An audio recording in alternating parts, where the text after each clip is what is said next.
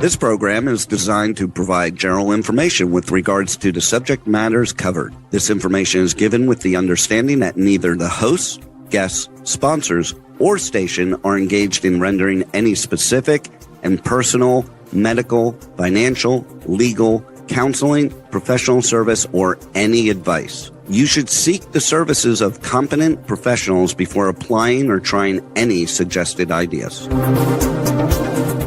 The information contained in this podcast is intended for informational purposes only and is not a substitute for individual professional legal advice.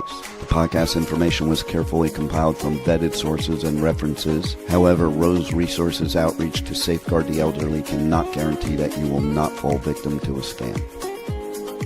Let's talk about scams. It's the must-listen show for anyone who wants to protect themselves and their loved ones from scams. Every Tuesday at 8 a.m. Pacific Time on K4HD Radio, Joyce Petrowski, founder of R.O.S.E, and her guests will provide valuable insights and practical tips on how to recognize and protect yourself from scams. And now, here is your host, Joyce Petrowski. Welcome back, everybody, for this episode of Let's Talk About Scams. I'm Joyce Petrowski, founder and president of R.O.S.E Resources Outreach to Safeguard the Elderly.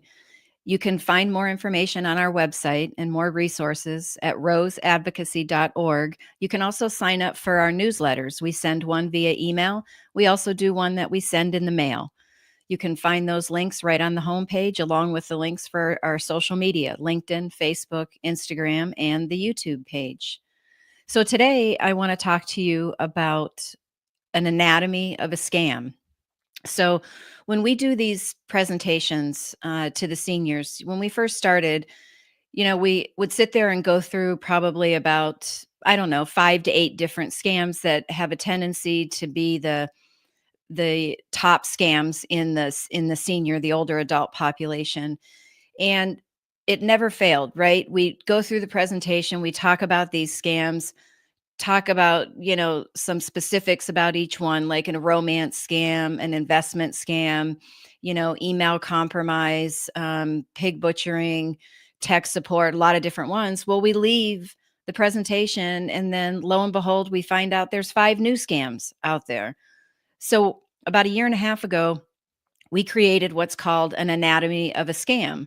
It's an infographic where we really said we need to just explain scams in general.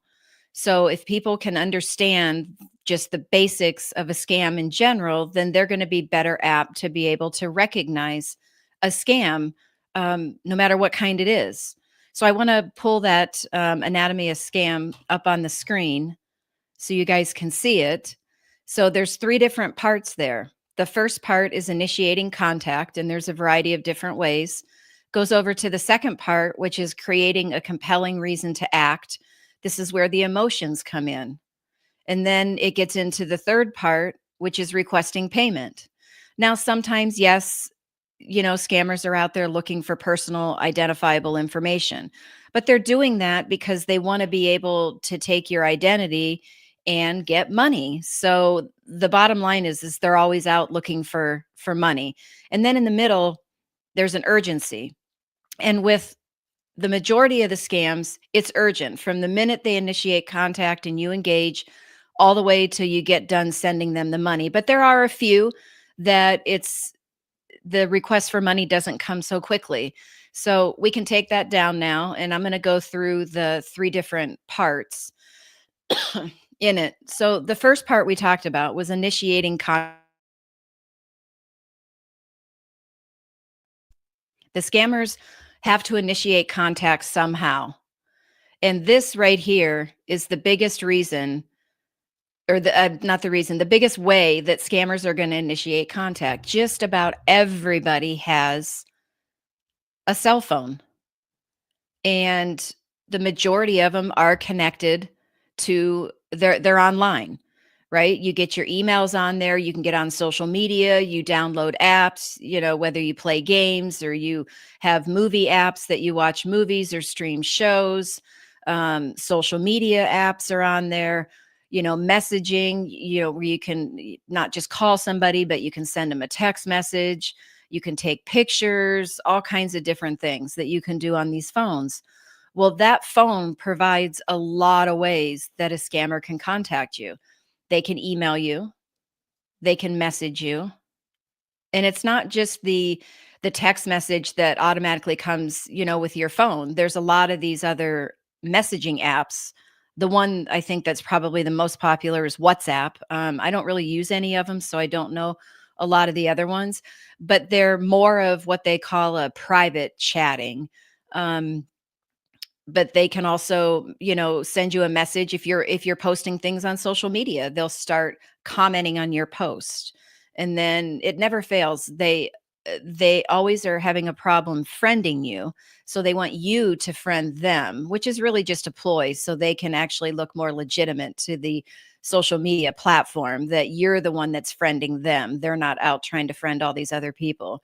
But I can't tell you how many times I get messages on posts that I make, and I just look at them and I go, "Yep, that's a scammer," and I just hold my finger down on it, as long as there's no links in there. But just hold your finger down on it and it comes up and you can delete it. You can report it as well. I think it'll say report and then you can delete after that. But it's just good to always delete them. Same with text messages, right? You get and this is unexpected contact that comes. You're not expecting a text message from your friend. You're not expecting a text message to come through from Amazon or from the post office or from Social Security, or the one that's been going around lately is toll fees, saying that you were on a toll road and you owe some money for toll fees. Um, you know, there's a lot of different ways they do it. And they can call you and they can make that, the caller ID. They've been able to spoof that for a long time. They can make it look like the police department's calling you. They can make it look like Social Security's calling you, some federal office. They can make it look like your friend is calling you when it's not actually your friend. They've somehow been able to get into your contacts and see your friends' names, and they're able to use those. As the caller ID. And so, I mean, it's happened to me. It's like, oh my gosh, I haven't talked to Stephanie in a long time. And so here, lo and behold, she calls. So I answer the phone and it's not her, right? Um, so it's very hard these days to determine just when that contact comes in, if it's real or if it's fake. So we talked about email, we talked about text messages, phone calls. Social media is a big one. Lots of people are on social media. There's all different kinds of social media platforms. Scammers are in those. They're creating fake profiles. And a lot of times, at least the fake ones that I've come across, when they're pretending to be a man, they're impersonating someone that's been in the service. That just seems to kind of be their MO. And if they're impersonating some woman, they're going to find, a really beautiful woman that would just make somebody want to be friends with them and not think twice, to click that friend request button or to accept a friend request. So social media, they hide out there. They also, if you play the online games, so like for instance, I play an online game. It's an app that I have, and I play some games on it, but I'm not playing in real time against people where I can sit and have a conversation with people as I'm playing against them. That's online, and scammers will hide out in there and they'll strike up relationships in there. If you're on a dating site, they set up profiles on dating sites that they can find you online is really is apt to have a scammer involved in there someplace. Um, and they are still using the mail. I received from one of our supporters yesterday, I received an email that says, "Hey, have you seen this scam?" And I open it up and it pretends to be coming from Walmart, and it was something that was sent in the mail to her, and it had Walmart on there with the logo, and it was about being one of the mystery shoppers, and it actually had a check attached to it made out in her name and her address, and it was for over $4,000. Well, basically what they were saying is there is, you need to text these two numbers to activate everything, and then you get to keep $700 as your commission for being a mystery shopper. And then if you do these things within, I think it said 24 hours or 48 hours, it was a really short time frame, that you get an extra $50. And then the rest of it, they wanted you to go out and buy 6 different gift cards, $500 each. And then they were going to send you this survey, to answer these questions, and send the information, with the gift cards over, to them. And it's just a big scam. And so it looked like a scam. If you look down at the bottom of the letter, which will be on our social media today, so you'll see a copy of that letter if you want to look at it. You look at the email address that's down at the bottom of it, and I don't remember what's to the left of the @ sign, but it was a Gmail account. It was something like Walmart's secret mystery shopper at gmail.com. Now, we all know Walmart doesn't use Gmail, right? So that's a big red flag there. Yes, there was some grammar stuff, bad grammar going on in there, which I was really quite shocked, because with artificial intelligence these days, the chat GBT, you can actually get that program to write a really nice letter for you, um, and then use that. The scammer could use that. So I was a little shocked that there was some bad grammar in there, but it can still happen. So they are still using the mail. So you just got to be careful with that contact. And it's that unexpected contact, right? And that's the majority of the time. Now, there are also times when, say, for instance, a scammer was able to hack into your friend's email account. And so now they're sending emails out as your friend. So it's coming from your friend or family member, whatever, their email address.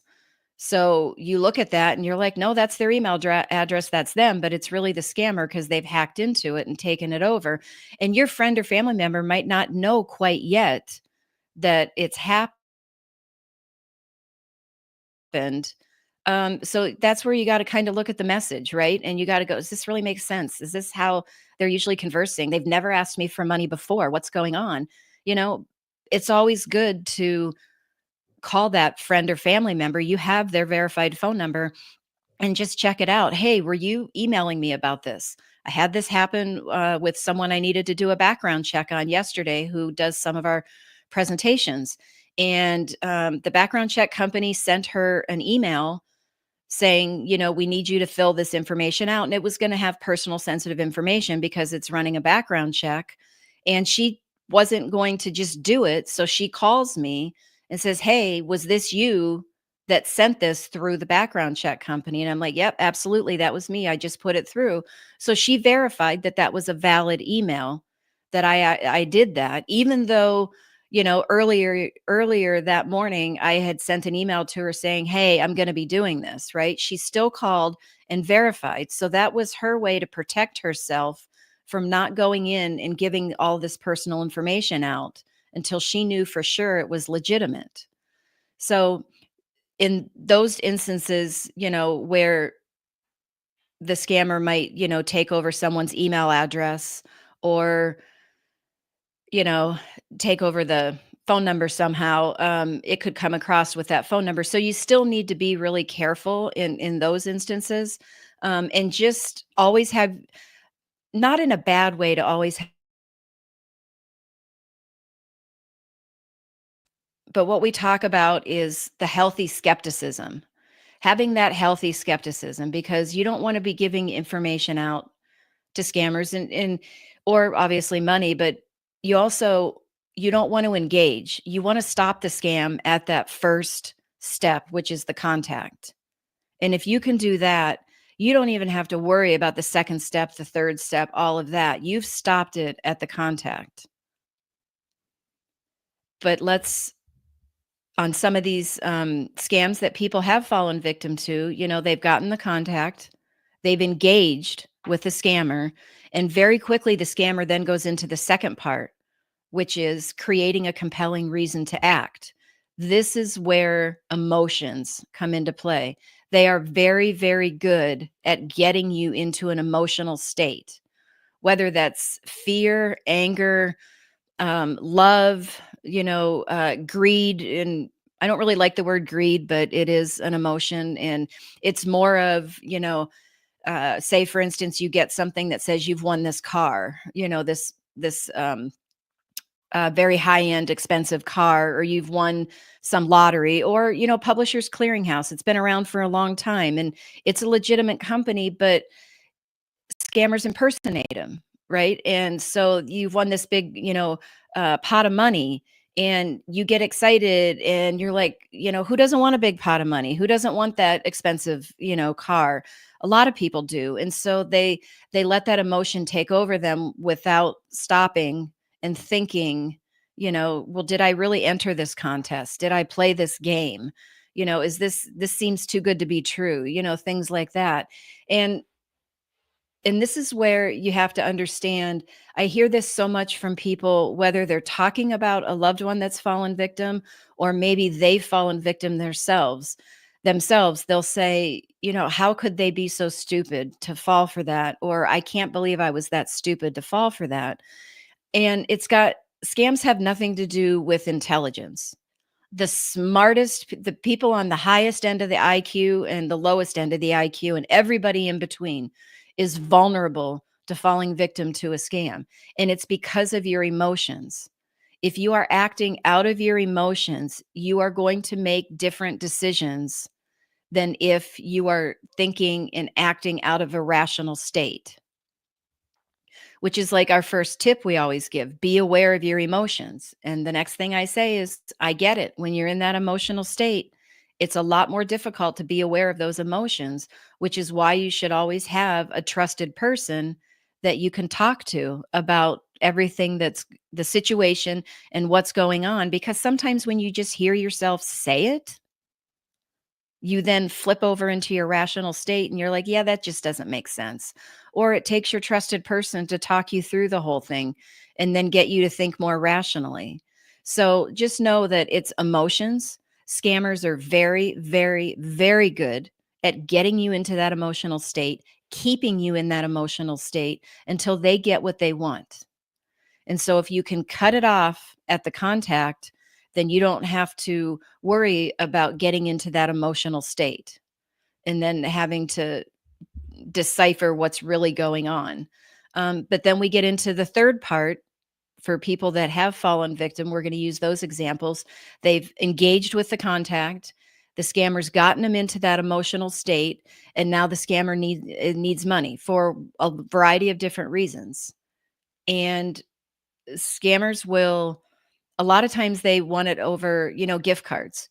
Why gift cards? Well, they don't need you to send them the actual gift card. They just need the information on the back of the gift card, and they have access to it.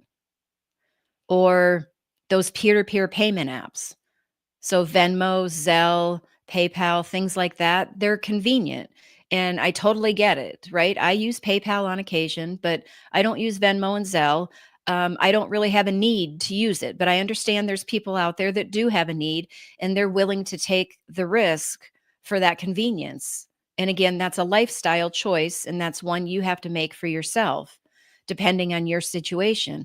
But if you are going to use those peer-to-peer payment apps like Venmo, Zelle, PayPal, please make sure you have all the security measures in place that they offer. If they, I believe they all offer multi-factor or two-factor authentication. When you're logged, you can go directly to the settings, and it should be in privacy or security, and then it should be listed as an option. You need to turn it on. And then that's where you get the code sent to you. So if a scammer was able to get your login for one of those accounts, they still can't get into it unless they have that code. But you need to understand that that code is confidential information. You don't give it out to anybody. What some other people have told me that they've done, they need to use Zelle or Venmo, is that they have set up a totally separate bank account that they have attached to the Venmo or the Zelle, and they only keep a little bit of money in it. And then they'll, put money in that account whenever they need to replenish it. But that way, if a scammer was to access Venmo or Zelle and get into their bank account, they only have access to a small amount. So that might be another way to, if you're using Venmo or Zelle, to help mitigate, any damages. Um, Another way that they like is, wire transfers. Lot of people do online banking, and so they're just gonna and this comes into play a lot with the tech support scam, where they're pretending to be from Microsoft, McAfee, all these big tech support companies, and there's issues, scaring you, issues with your computer, and we need to remote in and we can get this all fixed, and then you'll be good to go. And well, once they're in your computer, they're going to have access and they can see everything that you're doing. And if you're transferring money out of your account to them, well, then they know, they've then been able to log your keystrokes so they know what your login is. And then they're going to have access to that bank account.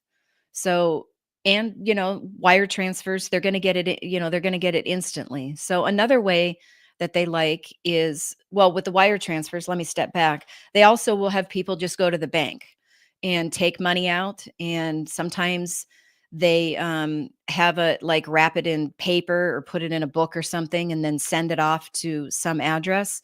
But another thing that they like to do is there's these cryptocurrency ATM machines.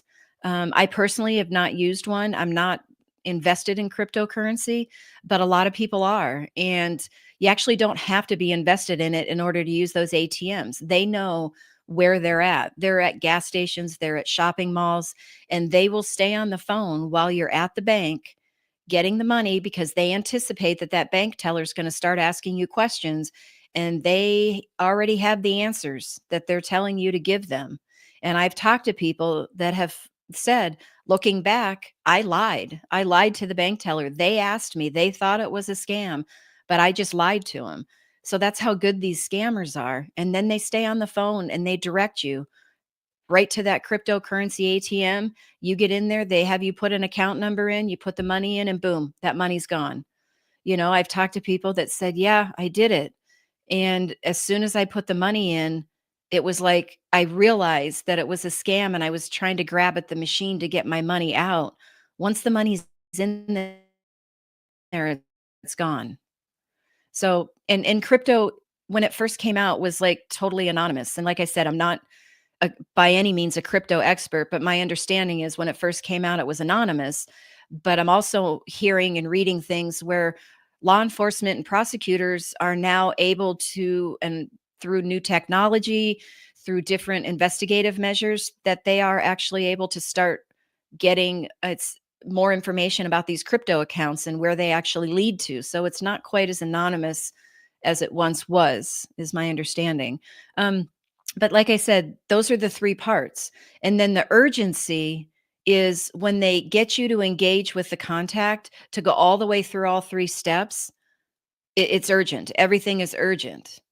But then if you remember at the beginning, I said for most scams, there are some that, like the romance scam.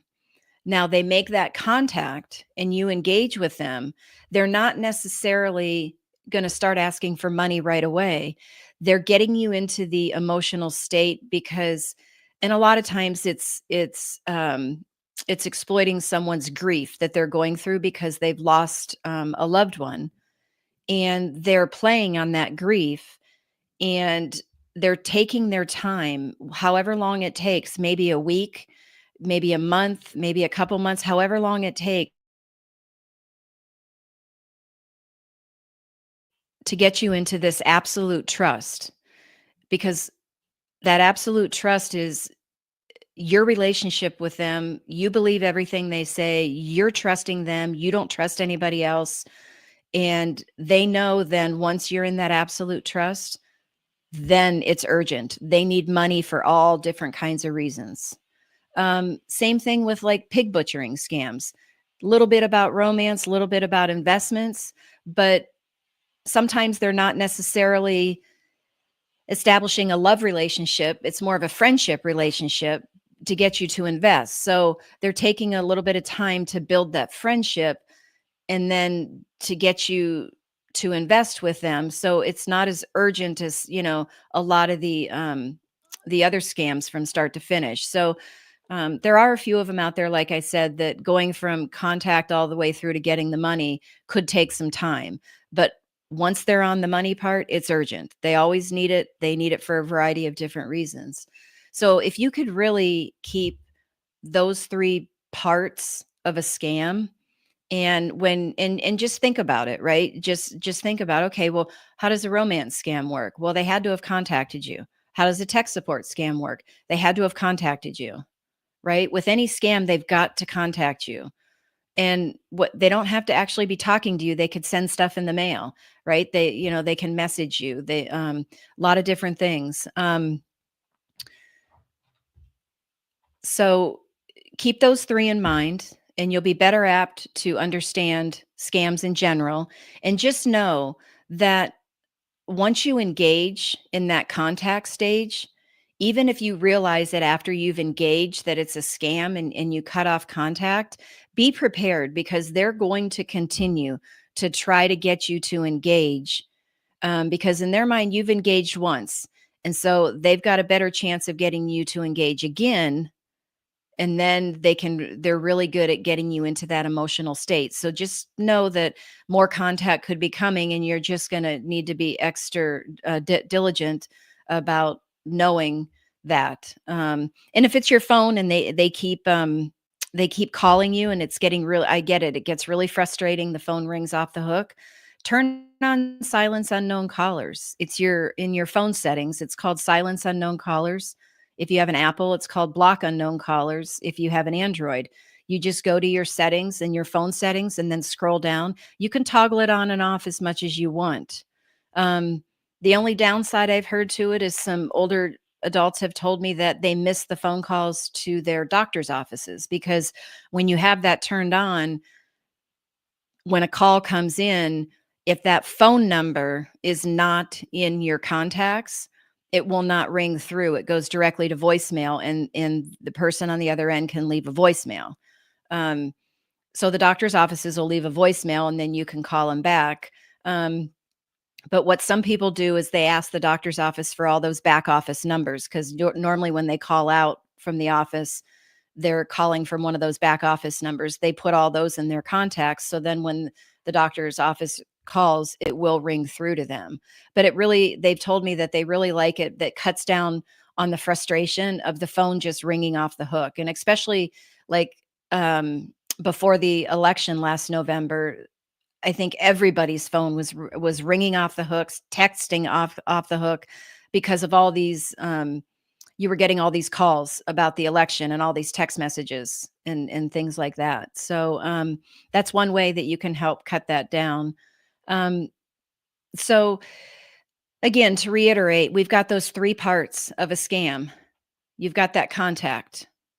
You've got that creating that compelling reason to act, and then the request for money. Understanding those three parts is really going to help you with scams. And we're going to talk more in a couple weeks. I'm going to have a guest on, a psychologist that is very well versed in senior scams and has written a book on it, actually wrote her thesis on it. And we're going to get into some details on these different emotions and why people can be more vulnerable than others. And so you'll want to listen back in a couple weeks.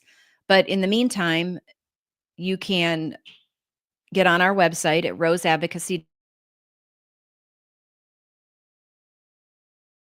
You can find more resources. Shoot us an email or give us a call if there's a specific topic you'd like us to discuss related to scams.